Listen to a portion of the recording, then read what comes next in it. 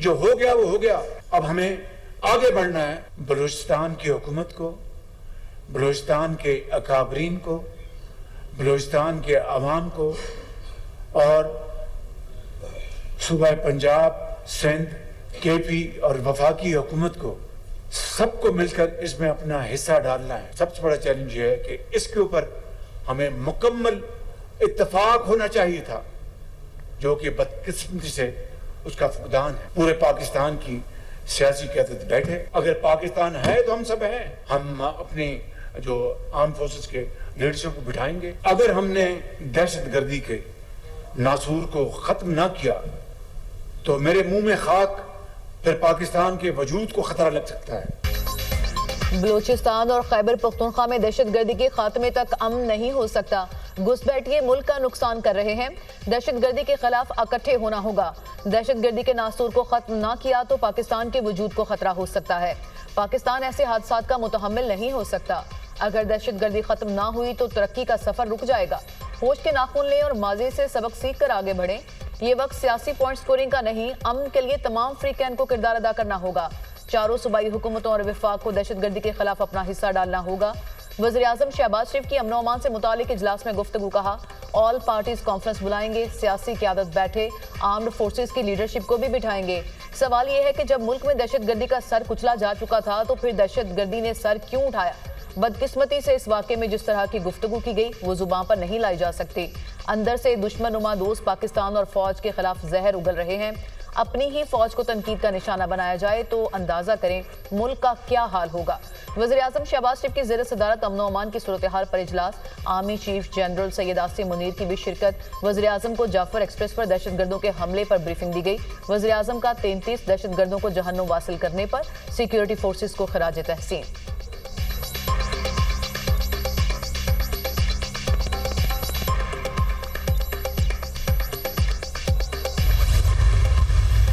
This House firmly condemns the hijacking of the Jafar Express and all acts of terrorism that endanger the lives of citizens and disrupt the peace of the nation. This House resolves to take every possible measure to eliminate terrorism from every corner of our nation and affirms that no group, no individual, and no ideology that seeks to undermine our nation's security, prosperity, and sovereignty will be allowed to spread fear, hatred, and violence within the territorial limits of the country. कौमी assembly में Jafar express पर हमले के खिलाफ मुत्तफ़िका करारदाद मंजूर। दहशतगर्दी के खिलाफ मुनज़्ज़म होने का यादा। वफाकी वज़ीर बराए पार्लिमानी उमूर डॉक्टर तारिक फजल चौधरी ने करारदाद पेश की। जाफर एक्सप्रेस और तमाम दहशतगर्द वाक़यात की मज़म्मत। करारदाद के मतन के मुताबिक मुल्क को अदम इस्तेहकाम का शिकार करने वालों के खिलाफ सख्त कार्रवाई की जाएगी। ऐसे तमाम नज़रियात जो कौमी सलामती से मुतसादिम हैं उन्हें फैलने की इजाज़त नहीं दी जाएगी। करारदाद में जाबहक मासूम शहरियों के साथ एकजहती का इजहार। कामयाब ऑपरेशन पर फोर्सेस के जवानों की तारीफ।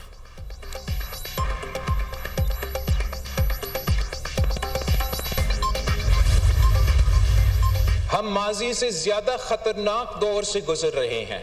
ये तमाम तंजीमें जो भी वो अपने आप को नाम दे दे, इनका मकसद है कत्ल करने का और बेगुनाह लोगों को कत्ल करने का। वो पाकिस्तान की अवाम की तरक्की का रास्ता रोकना चाहते हैं और जो बैनुल अक़वामी कुव्वतें उनके पीछे खड़े हैं उनके लिए फाइनेंशियल सपोर्ट और बाकी लॉजिस्टिकल सपोर्ट भी प्रोवाइड करते हैं।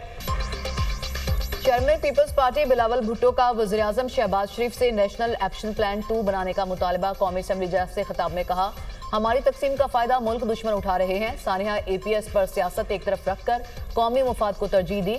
आज हम माजी से ज्यादा खतरनाक दौर से गुजर रहे हैं। बदकिस्मती से दहशतगर्दी के खिलाफ तमाम कामयाबियां खो बैठे हैं। दहशतगर्द सिर्फ पाकिस्तान की तरक्की का रास्ता रुकना चाहते हैं। बैनुल अक़वामी कुव्वतें दहशतगर्दों के पीछे खड़ी हैं। सदर जरदारी की तकरीर नफरत और तकसीम की तकरीर नहीं थी। PTI का एक ही मुतालबा है कि कैदी नंबर 804 को रिहा करो। आए हाथ मिलाकर दहशतगर्दी का मुकाबला करें। दहशतगर्दी पर रद्द-ए-अमल में भी हमें मुत्तहिद होना चाहिए। उम्मीद है तमाम सियासी जमातें इत्तेफाक राय की कोशिश करेंगी।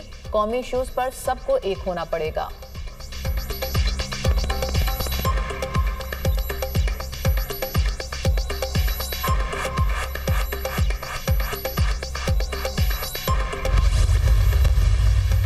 पीटीआई के सोशल मीडिया ने जिस तरह इसको इंटरप्रेट किया है वो सारी कौम ने वो पढ़ा और ये फौज की कामयाबी के बजाय कहा गया कि ये दहशतगर्दों ने ये सारे बंदों को खुद छोड़ दिया। कभी यहाँ पे इतराफ हुआ है, यहाँ पे बाप जो है बाजवा को बाप बना लेते थे। हमें ऐसे लोगों ने फॉर्म 47 का ताना दिया जो खुद मार्शल की पैदावार, तीनों मार्शल की पैदावार। इक्तदार की जंग लड़ सकते हैं जनाब स्पीकर, लेकिन मुल्क की सालमियत की जंग लड़ने से इनकारी हैं। पीटीआई इक़्तिदार की जंग लड़ सकती है लेकिन मुल्क की नहीं। तहरीक इंसाफ के सोशल मीडिया ने दहशतगर्दों को क्रेडिट दिया। कहा गया दहशतगर्दों ने मुसाफिरों को खुद छोड़ा, ये शोहदा की तौहीन करते हैं। पाकिस्तान तहरीक इंसाफ वालों ने जनरल बाजवा को अपना बाप बनाया हुआ था। वज़ीर दिफा ख्वाजा आसिफ का कौमी असम्बली में इजहार ख्याल। कहा कि जाफर एक्सप्रेस पर हमले के बाद पाकिस्तान तहरीक इंसाफ ने मनफी किरदार अदा किया। वाक़े में बहुत अमवात हो सकती थीं, फोर्सेस ने बड़े जानी नुकसान से बचाया। पाकिस्तान तहरीक इंसाफ अंदर से टूट फूट का शिकार है। ऐसे लोगों ने फॉर्म 47 का ताना दिया जो मार्शल लॉ की पैदावार हैं। दहशतगर्दी के खिलाफ कौम अफवाज के साथ खड़ी है। हम फातेह होंगे, ये तो दहशतगर्दों के खिलाफ बात करने से भी डरते हैं। ख्वाजा आसिफ की तकरीर के दौरान अपोजिशन अरकान का शोर शराबा।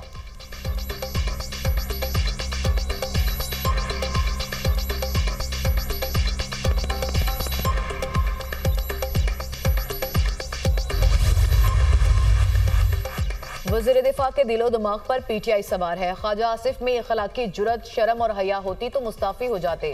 असद कैसर की कौमी असम्बली इजलास से खिताब में तनकीद। कहा असल नुमाइंदों को जेलों में डालकर इनको लाया गया जिनका अवाम से ताल्लुक नहीं। इस पार्लियामेंट में अवाम की नुमाइंदगी की कुव्वत नहीं।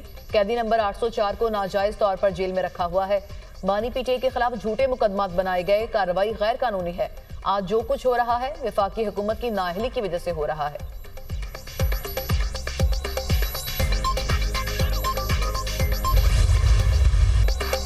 मुल्क दहशतगर्दी की लपेट में है, हमें एक होना चाहिए। उम्मीद है कि दहशतगर्दी के वाक़े के बाद सारी जमातें इकट्ठी होंगी।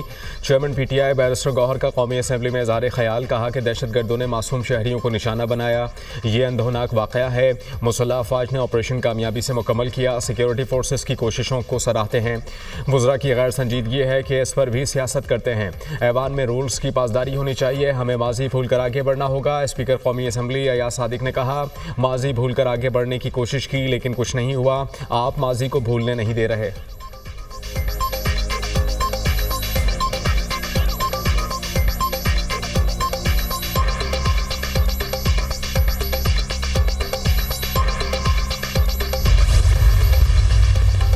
जाफर एक्सप्रेस हमला, एमक्यूएम का ऑल पार्टीज कॉन्फ्रेंस बुलाने का मुतालबा। फारूक सत्तार ने कौमी असम्बली इजलास में इजहार ख्याल करते हुए कहा जाफर एक्सप्रेस हमले के बाद हमारी आंखें खुल जानी चाहिए। दहशतगर्दी किसी भी शक्ल में हो इसकी मजम्मत करनी चाहिए। दहशतगर्दों के खिलाफ कामयाब ऑपरेशन पर फोर्सेस की सताइश। कहा शोहदा को खराज अकीदत पेश करते हैं। वफाकी वजीर खालिद मकबूल सदीकी ने मीडिया से गुफ्तगू में कहा दहशतगर्दी खत्म करने के लिए तमाम पार्टीज को एक प्लेटफॉर्म पर आना पड़ेगा। दहशतगर्दी के वाकयात पर कौम को एतमाद में लिया जाए। एमक्यूएम दहशतगर्दी के वाकयात की मजम्मत करती है। दहशतगर्दों की सरकोबी जरूरी है।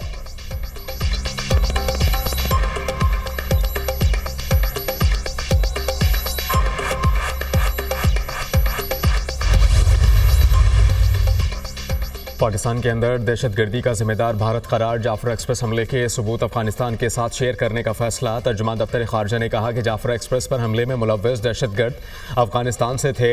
हमला मुल्क से बाहर दहशतगर्दों का प्लान था। जाफर एक्सप्रेस के मामले में अफगानिस्तान से कॉल्स ट्रेस हुई।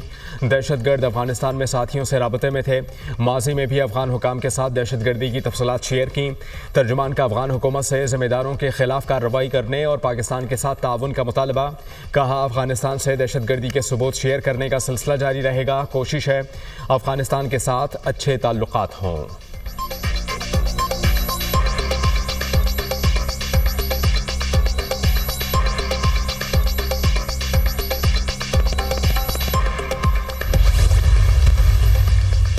पाकिस्तान पर इल्जाम लगाने वाला भारत खुद दहशतगर्द मुल्क है। बलूचिस्तान से ही कुलभूषण यादव पकड़ा गया था। पाक फौज और सिक्योरिटी फोर्सेस की कुर्बानियों को सलाम। जिस तरह उन्होंने दहशतगर्दों को जहन्नुम वासिल किया। हमारी मिलिट्री फोर्सेस भारतीय दहशतगर्दी से भरपूर अंदाज में निमटने की सलाहियत रखती हैं। स्पीकर पंजाब असेंबली मलिक अहमद खान की मीडिया से गुफ्तगू। कहा चंद मुट्ठी भर दहशतगर्द जो भारतीय फंडिंग पर हमले कर रहे हैं उनसे कैसे बात करें। मैं मुज़ाकरात पर यकीन रखने वाला शख्स हूँ। जब मुसल्लह जत्थे रियासत पाकिस्तान पर हमला कर देंगे तो फिर उनके खिलाफ कार्रवाई के अलावा कोई रास्ता नहीं बचेगा।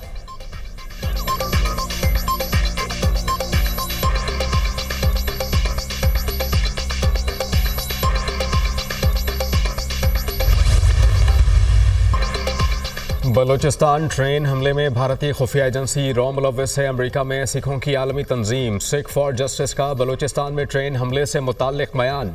कहा, पाकिस्तान के खिलाफ भारत खुफिया जंगी हिकमत अमली के ब्लू प्रिंट पर अमल कर रहा है। आलमी इदारे भारतीय कौमी सलामती के मुशीर अजीत दोवल और रॉ के खिलाफ कार्रवाई करें। सिख फॉर जस्टिस के रहनुमा गुरपतवंत सिंह पुन्नू ने कहा, मोदी का भारत सिर्फ इलाकाई खतरा नहीं, ये एक मुकम्मल दहशतगर्द हुकूमत है। बलूचिस्तान ट्रेन हमला मोदी के जारहाना दिफाई नजरिए का सबूत है।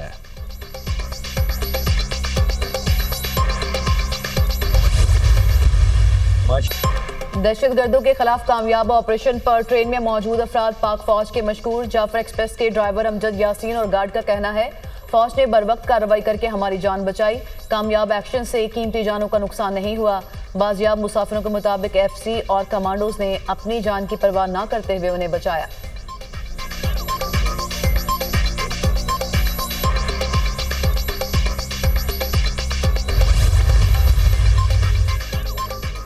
रूसी सदर व्लादिमीर पुतिन की जाफर एक्सप्रेस पर दहशतगर्दाना हमले की मजम्मत। हमला जालिमाना करार दिया। सदर पुतिन ने पाकिस्तानी फ़ौज और कानून नाफिज करने वाले अफसरान की पेशा वराना महारत को सराहा। कहा, पाकिस्तानी फ़ौज और कानून नाफिज करने वाले अफसरान की हिम्मत को सराहते हैं। पाकिस्तानी फ़ौज के फैसला कुन इक़दामात से सैकड़ों जानें बच गईं। रूस हर किस्म की दहशतगर्दी के खिलाफ पाकिस्तान के साथ ताउन को मज़ीद मजबूत बनाने के लिए तैयार है।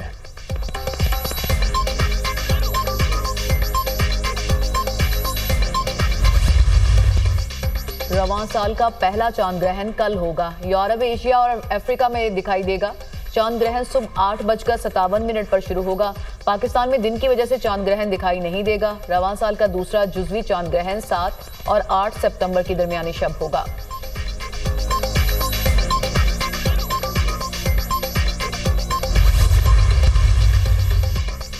मुल्क के कई शहरों में अब्रे रहमत। पंजाब, खैबर पख्तूनख्वा, गिलगित बल्तिस्तान और आज़ाद कश्मीर में बारिश। मरी में भी बादल बरसे। पंजाब में मंडी बाउद्दीन, चकवाल, अटक, गुजरात और जहलों में बारिश हुई। खैबर पख्तूनख्वा में चित्राल, कालाम, बालाकोट और बन्नू में बादल बरसे। गिलगित बल्तिस्तान और आज़ाद कश्मीर के कई मकामात पर बारिश हुई।